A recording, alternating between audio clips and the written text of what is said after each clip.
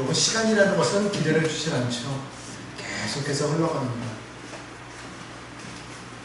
근데 여러분들 이렇게 살아오면서 여러분들은 지난날의 그 길을 돌이켜 보십니까? 아니면 앞으로 살아갈 일에 대해서 더 많이 생각을 하십니까? 앞으로 살아갈 일 좀 많이 보세요. 대부분이 보면은요, 지나간 일에 대해서는 가끔 그때 이럴 거라는 어떤 후회하는 마음에 그럴 때는 돌아볼 때가 있는데, 대체적으로 많은 사람들이 무엇을 볼까요? 미래. 그렇죠. 미래를 바랍니다. 앞으로 어떻게 살아갈 것인지 그런 계획을 하죠.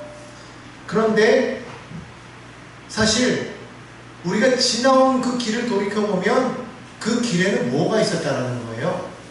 하나님의 손길이 있었다는 것이죠. 대부분의 많은 사람들이 지난 일들을 잘 기억하고 싶어 하지 않는 경우는요, 많이 힘들었을 때 잊어버리고 싶어요. 지난날의 그런 아픔들, 그런 괴로움들이 있는 사람들은 되도록이면 그런 거를 다 잊어버리고 과거를 잊고 새롭게 시작하려고 하는 사람들이 많아요.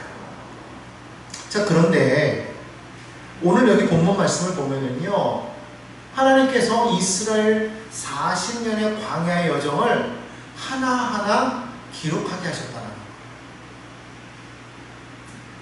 왜 하나님께서 이 40년 동안의 광야 이 여정을 기록하게 하셨을까요?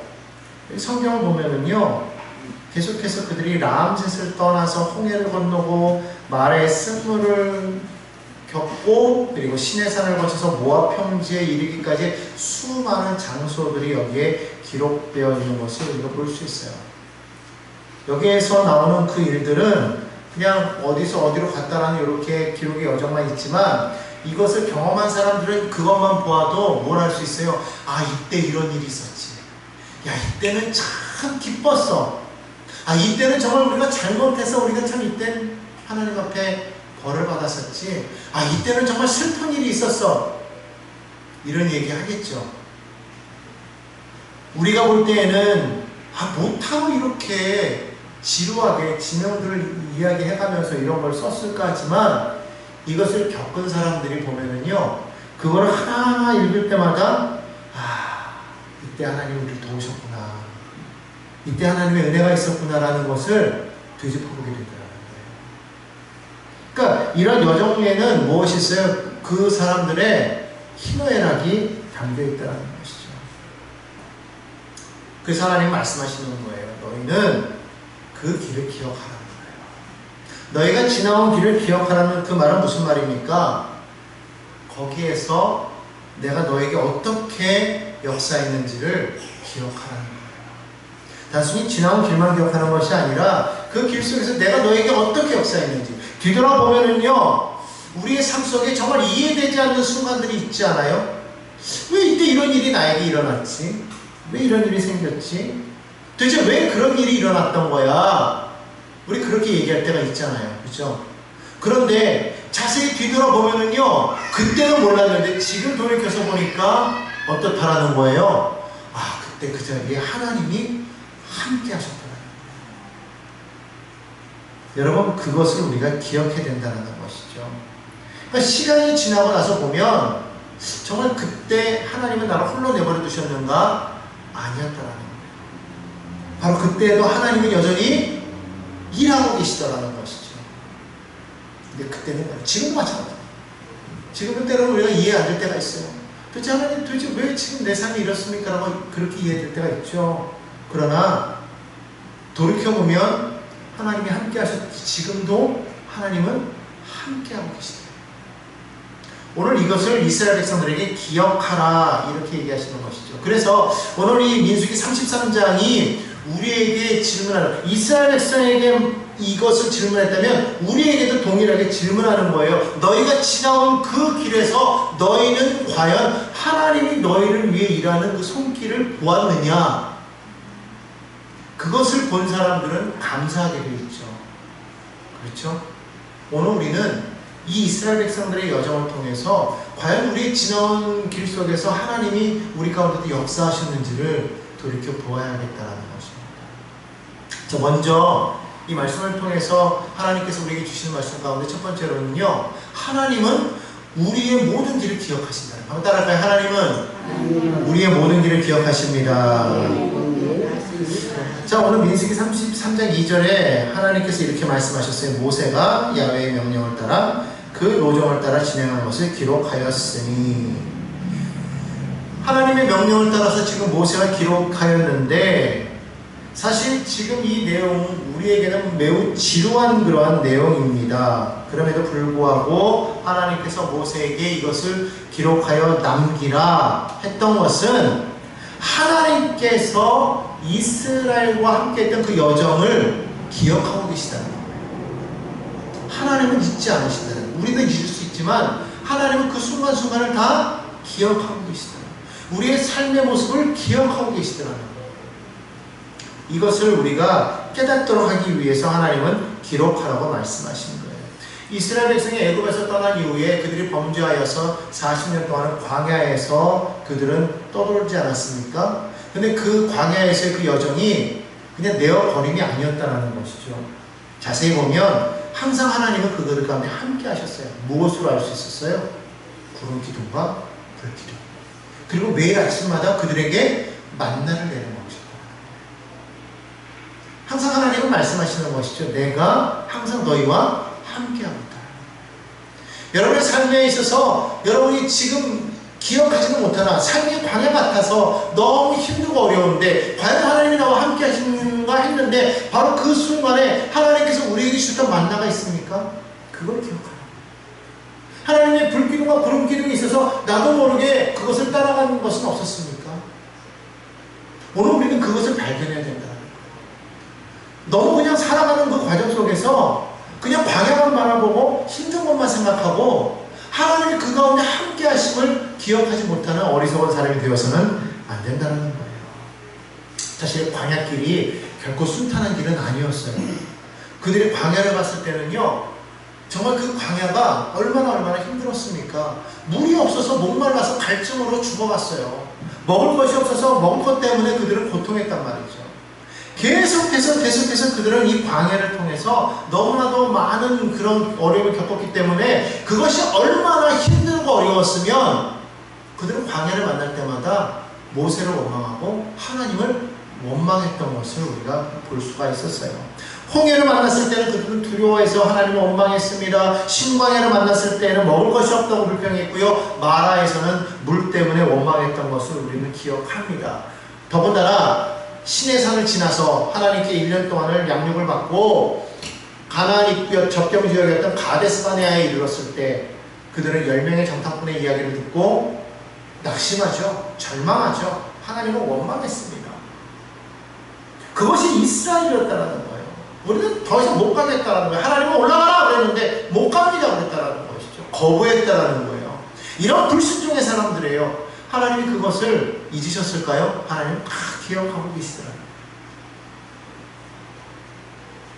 자, 신명기 8장 2절 말씀 한번 보겠습니다. 한번 읽어볼게요. 시작.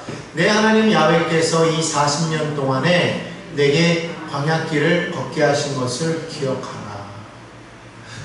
40년 동안을 광야길을 걷게 하신 분이 누구라는 거예요? 하나님. 그럼 왜 광야길을 걸었던 것이죠? 이스라엘의 불순종 때문에 그랬던 거 아닙니까? 그런데 그 길을 하나님께서 그냥 너희 여기서 끝이야 라고 말씀하신 게 아니라 광야길을 걷게 하셨다는 것은 엄청난 의미가 있다는 거예요. 왜 그렇습니까? 하나님이 이스라엘 백성에게 가라고 했던 것은 가나안이었어요. 이스라엘을 애굽에서 끄집어내서 가나안까지 인도하는 것이 하나님의 목적이 맞는데 그것이 제일 중요한 것이 아니었다는 거예요.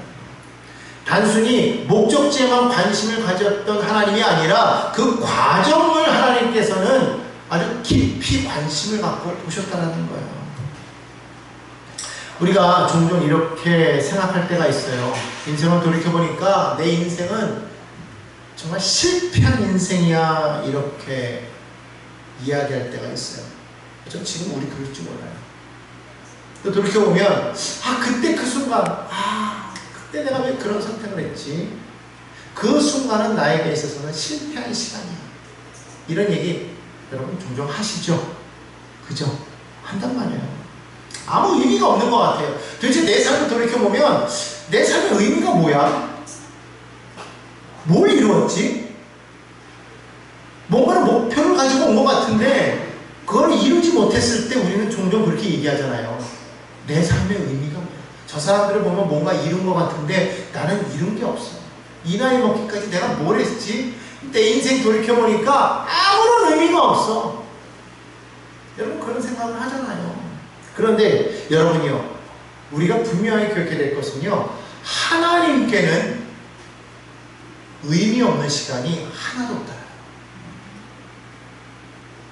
우리가 의미 없다고 생각하는 그 시간까지도 하나님은 그것은 너에게 의미가 있다고 말씀하십니다. 어떻게 그럴까요? 우리는 그것을 요셉이라는 인물을 통해서 우리는 알 수가 있는 것이죠. 여러분 요셉을 한번 생각해 보세요. 17이라는 나이에 요즘으로 따지면 고등학교 1학년이에요. 17, 고등학교 1학년이면 얼마나 어려 보입니까? 그 어린 나이에 그는 다른 사람도 아니고 형들에 의해서 노예로 팔려갔단 말이에요. 지금이야 우리나라에서 애국해도 비행기로 뭐 하루 정도 시간을 걸쳐서 가면 갈 수 있잖아요. 그리고 그곳의 소식을 인터넷을 통해서 얼마든지 우리는 화상으로 통화도 할 수 있고 소식을 전할 수 있지만 그때 당시에는 애국과의 거리가 너무나도 먼 거리였고 한 번 멀어지면 이제 더 이상 만날 수 없는 그런 거리 아니겠어요? 그런 곳에 노예로 팔려가서 그는 거기서 노예 생활을 하다가 주인에게 인정받은 것도 아니고 거기서 억울하게 노예 생활까지, 감옥에까지 갇히잖아요. 얼마나 힘들어요. 그 보십시오. 그가 형들에 팔려서 노예 생활하다가 감옥에 들어가고 그곳에서 계속 있는 그 13년의 기간 동안에 여러분 그 기간이 얼마나 사실 돌이켜보면 의미 없는 시간이에요. 그렇죠? 너무 무의미하잖아요. 아무것도 아닌 것 같아요. 그런데 인간적으로 봤을 때는 그 모든 시간들이 실패의 연속인 것처럼 느껴졌는데 하나님께서는 그 시간을 통해서 요셉을 애굽의 총리로 만들고 계셨다는 거예요. 자, 그렇기 때문에 나중에 요셉이 이렇게 고백하지 않습니까? 창세기 50장 20절 말씀을 보면은요, 이렇게 고백합니다. 형제들을 만났잖아요. 형제들 앞에서 그러잖아요. 당신들은 나를 헤아려 하였으나 하나님은 그것을 선으로 바꾸셨다. 사람이 요셉을, 형제들이 요셉을 노예로 팔아서 정말 요셉의 삶은 망가졌지만 그러나 나중에 와서 보니까 하나님께서 그 과정을 통해서 지금의 애굽의 총리로 세워서 자기만 잘 살게 된 것이 아니라 기근으로 고통당하는 형제들, 가족들, 나아가서 온 인류들을 구원하는 일에 요셉이 쓰이게 된다. 그때는 몰랐는데 지나가서 보니까 그 모든 것이 다 하나님께서 행하신 일이었잖아요. 여러분 생각해보면 우리의 길도 그렇습니다. 아무런 의미 없는 것 같아요. 그런데 항상 하나님이 그 가운데 함께 계시다는 거예요. 요셉이 그걸 느낀 거예요. 돌이켜보니 하나님은 한 번도 나를 놓치신 적이 없구나. 나를 홀로 내버려 두신 적이 없구나. 항상 함께 하셨구나. 여러분 기억하십시오. 우리의 삶에 어려울 때가 있었잖아요. 사업이 실패해서, 자녀들이 실패해서, 가정이 깨져서 정말 눈물로 기도했던 그런 시간들, 내가 아프고 가족이 아프고 누군가가 그 아픔 때문에 병상에서 고통당하다가 또 어떨 때는 서로 이별하게 되는 그런 큰 고통을 겪을 때도 여러분 있었을 겁니다. 자녀 때문에 마음 아플 때도 있었고 남편 때문에 마음 아플 때도 있었고 여러분 그런 아픔의 시간들 여러분이 그 시간을 하나님께서 여러분 기억하고 계신다는 것을 우리는 믿어야 돼요. 하나님은 그 시간을 알고 계시는 거예요. 그 시간을 통해서 하나님은 우리를 만지고 계신 거예요. 그래서 시편 기자는 이렇게 이야기합니다. 56편 8절 말씀을 보면 나의 유리함을 주께서 계수하셨사오니 나의 눈물을 주의 병에 담으소서. 하나님께서요, 우리가 떠돌고 우리가 방황하는 그런 모습들을 바라보면서 그것을 하나님이 그냥 버려두신 게 아니라 그 하나하나를 다 살피고 계셨다는 거예요. 내가 흘린 그 눈물 한 방울까지도 다 기억하고 계셨다는 거예요. 세상은요, 우리가 한 수고를요 기억하지 못할 수도 있어요. 아니, 알지도 못해. 그럴 때 있죠. 그러나 하나님은 아시더라고요. 민수기 33장 하나님께서 이렇게 모세에게 하나하나를 기록하라고 하시면서 그냥 기록한 것도 아니잖아요. 지명 하나하나를 기억하면서 하나님께서 그 걸어온 발자취를 쫙 적게 하신 것은 하나님께서 그 자리 그 순간순간을 기억하고 계시다는 그런 증거인 거예요. 하나님은 이스라엘 백성들의 그 여정을 기억하고 계십니다. 마찬가지로 오늘 우리가 걸어가는 그 발걸음, 우리 인생의 여정을 기억하고 계십니다. 그러므로 여러분, 절대로 성도는요 낙심하면 안 돼요. 왜? 하나님이 우리의 여정 가운데 함께 하시고 그 걸어가는 그 길을 기억하시는 분이시기 때문에 이것을 믿으시기를 바랍니다. 두 번째로, 우리가 걸어가는 이 광야의 시간은요 헛되지 않다는 거예요. 우리가 광야를 걸어가다 보면 참 외롭고 힘들고 절망이고 왜 이런 시간이 나에게 주어졌나 그렇게 생각되어야 될 때가 있어요. 실제로 민수기 33장을 보면은요 그 내용이 전부 다 광야에서의 일을 기록한 거 아닙니까? 광야에서의 일을 축소해서 지금 기록하고 있어요. 여러분, 이 광야에서의 40년 이 기록이 하나님께서 원래 계획하신 일일까요? 사실 하나님께서 원래 계획한 것은 이거 아니었죠. 광야 생활 없이 바로 가나안으로 들어가는 거였어요. 그런데 결국 인간들의 범죄함으로 인해서 불신앙 때문에 광야 생활이 생긴 거 아닙니까? 자, 그렇다면 인간의 죄악으로 인해서 생긴 이 광야 40년은 그렇다면 실패였습니다. 그건 아니라는 거예요.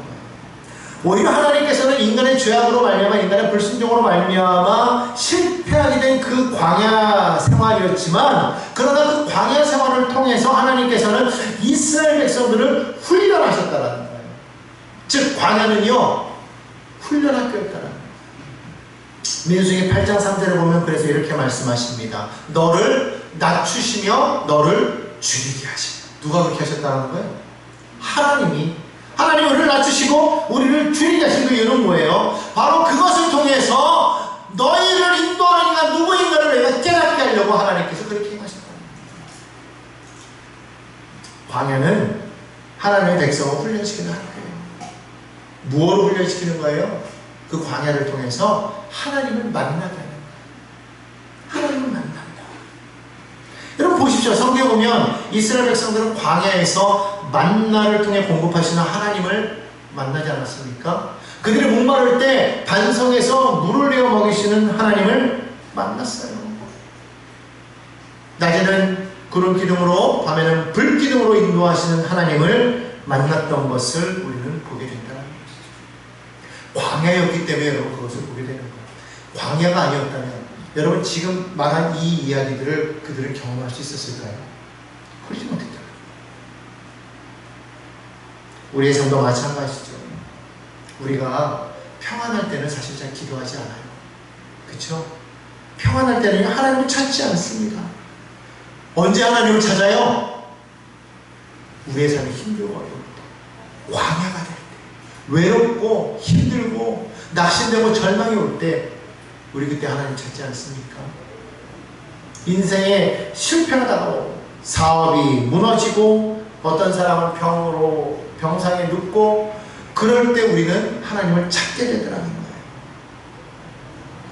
물론 고난이 좋은 것은 아니죠. 하지만 하나님은 고난도 사용하신다는 것을 우리는 깨달아야 될 줄로 믿습니다. 고린도후서 12장에 보면은요, 바울이 하나님께 이렇게 기도하는 장면이 나와요. 내 육체의 가시를 제거해달라. 그럴 때 하나님께서 바울에게 뭐라고 말씀하십니까? 내가 너를 고치셨다 그렇게 말씀하지 않았어요. 뭐라고 그러셨습니까? 내 은혜가 내게 족하다. 바울 같은 이가 남도 병으로 치료하는 사람이 자기 육신에 걸린 그 병을 그가 왜 못 고쳤겠어요? 왜 하나님께서 그 얘기를 안 들어주셨겠어요? 근데 바울이 아무리 기도해도요, 하나님이 안 들어주세요. 성경에 보면은요, 자기 몸 안에 있는 이 가시를 제거해달라고 3번을 기도했다고 그랬어요. 3번을 기도했는데 하나님이 안 들어주셨다는 것이죠. 그래서 뭐라고 그래요? 내 은혜가 이미 너에게 좋게, 이렇게 말씀하셨어요. 하나님이 가시를 제거하시는 것이 아니라 오히려 그 가운데에서 하나님께서 말씀하시는 것은 내 은혜가 족하다.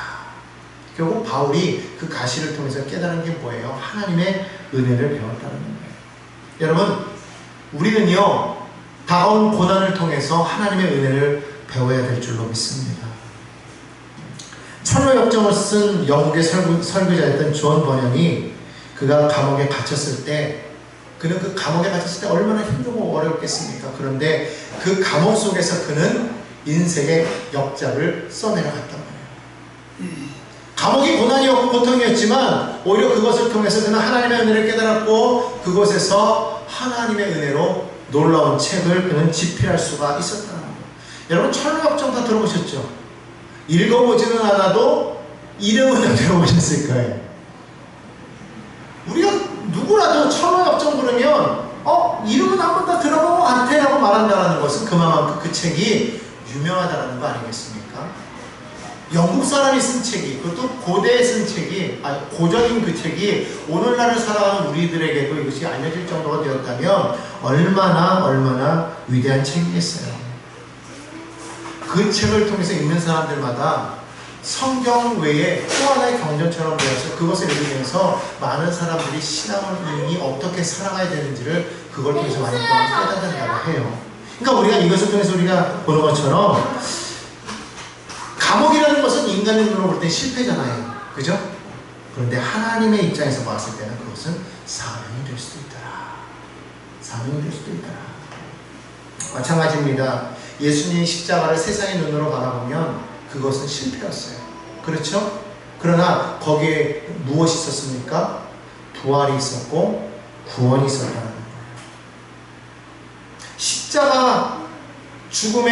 십자가의 끝은 죽음이 아니라 부활이자 구원이었다. 하나님께서는 십자가를 통해서 인류를 구원하셨다. 자, 그렇기 때문에 여러분들은 어떻게 해야 되겠습니까? 이 고난 속에서도 믿음을 잃지 마시기를 바랍니다. 여러분, 지금 광야를 지나가고 있습니까? 혹시라도 기도하는데 하나님께서 내게는 응답하지 않는 것 같습니까? 아무리 노력해도 앞이 보이지 않아요?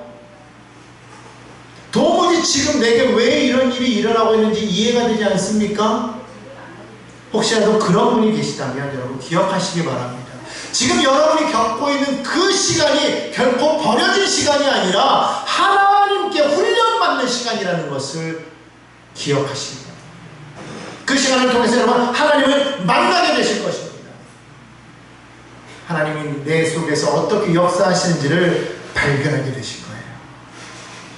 오늘 여러분 기억하시기 바랍니다. 지금 여러분이 겪고 있는 그 고난은, 그 광야의 삶은 결코 끝이 아니라 과정입니다. 하나님은 그 광야의 시간을 통해서 우리가 헛되이 시간을 낭비하도록 하나님께서 허락하지 않으신다는 거예요. 하나님의 광야는 결코 헛되지 않습니다. 오늘 이것을 기억하시고 여러분 지금 겪고 있는 그 고난 속에서 오히려 하나님을 만나게 되는 믿음의 사람들 되시기를 주님의 이름으로 간절히 부탁드립니다. 마지막입니다. 세 번째로, 지나온 은혜를 기억하는 사람은 앞으로도 믿음으로 나아간다. 한번 따라할까요? 지나온 은혜를 기억하는 사람은 앞으로도 믿음으로 나아갑니다. 여러분, 이 민수기 33장은 지난 과거의 기록이라고 그렇게 말씀드렸어요. 왜 하나님께서 과거의 이야기를 기록하게 하셨을까? 그것은 미래 때문인 것이죠. 이스라엘이 지금 어디 있냐면 지금 가나안 입구에 서 있어요.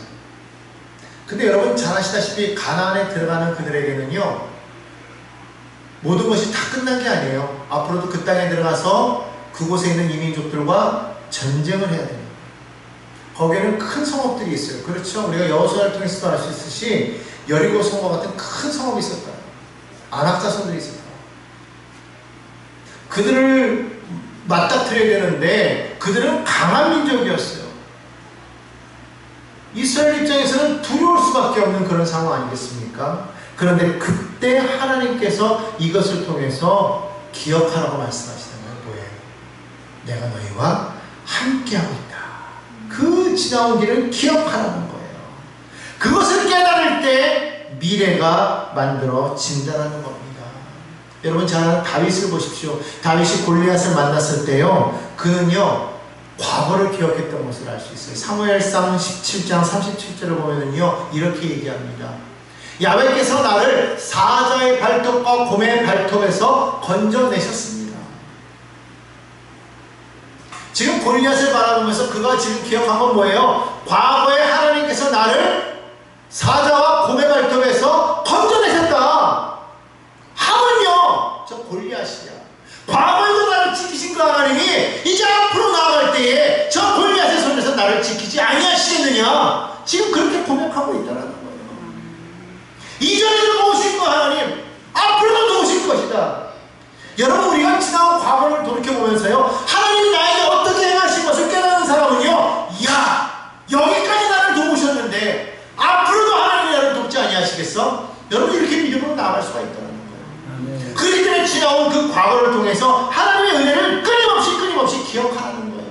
그래서 성경은 끊임없이 우리에게 말씀하시는 것은 너희는 하나님을 기억하라. 왜 자꾸 이렇게 말씀하실까요? 인간이요 참 어리석어가지고 인간은 망각의 동물이라고 그러잖아요.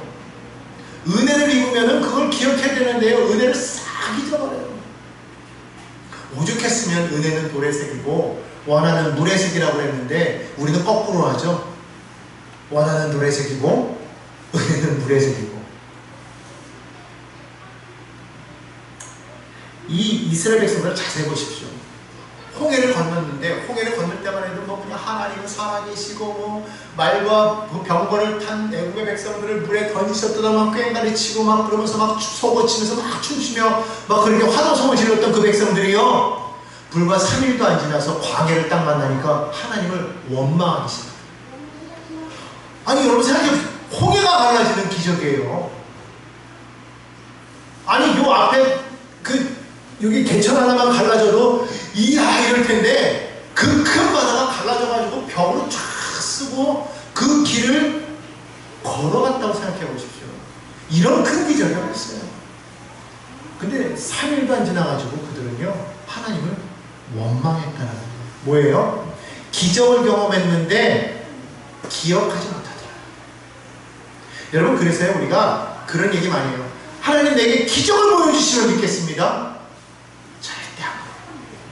홍해가 갈라지는 걸 봤는데도 불구하고 조금만 어려움을 원망하는데 불평하는데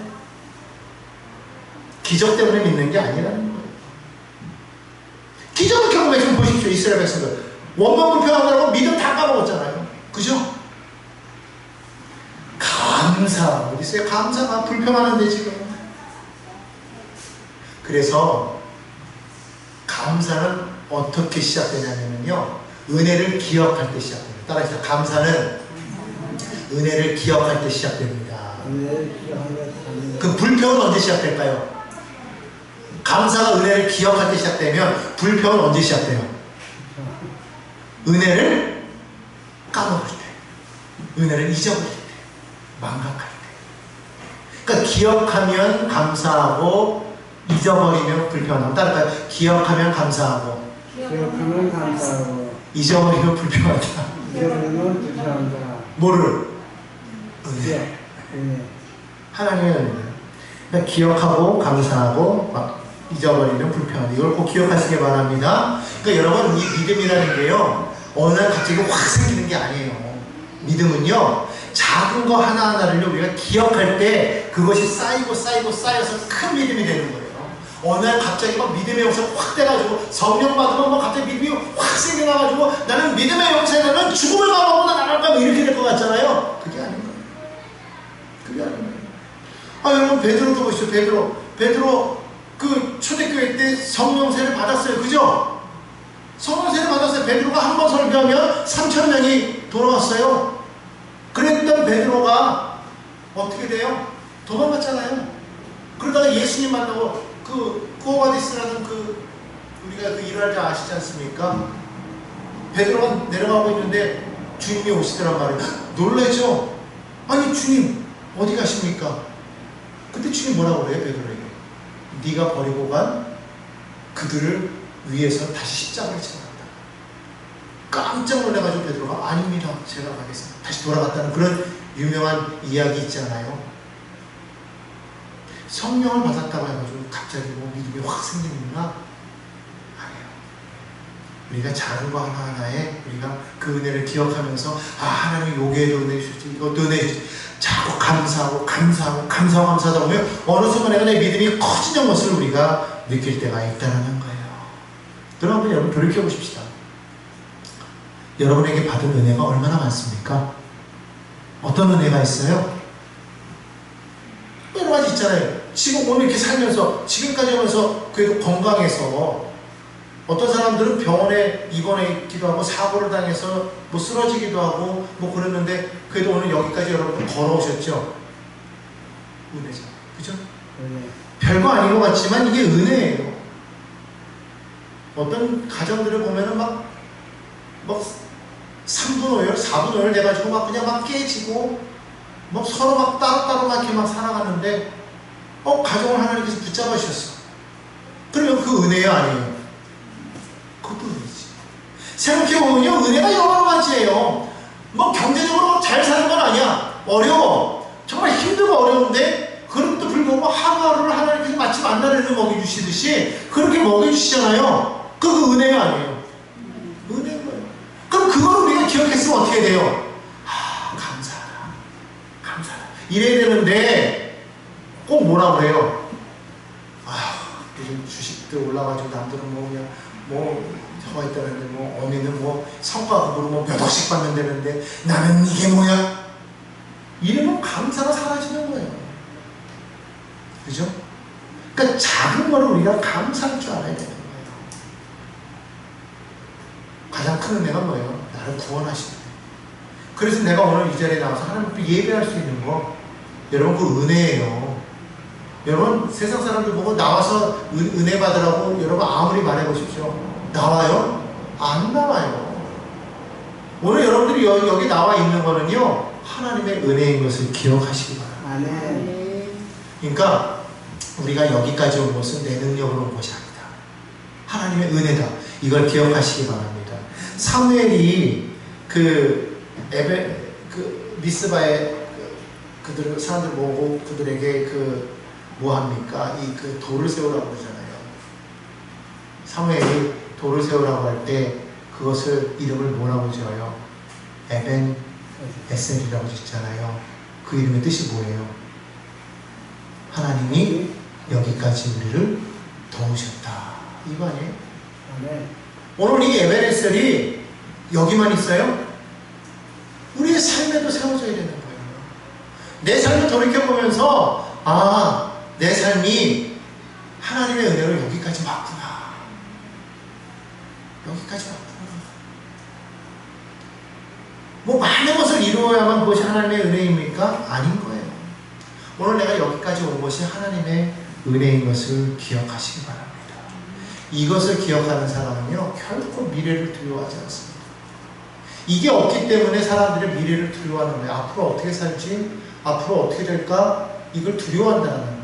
그러나 믿음의 사람은요 지난 과거를 돌이켜보니까 하나님이 나를 여기까지 인도하셨다는 거예요. 그렇다면 과거에 나를 도우시고 인도하신 그 하나님이 앞으로 내가 나아가는 길에서 반드시 도우시고 인도하실 거야라는 믿음이 생긴다는 것이죠. 여러분 어떻습니까? 여러분 그런 믿음이 있습니까?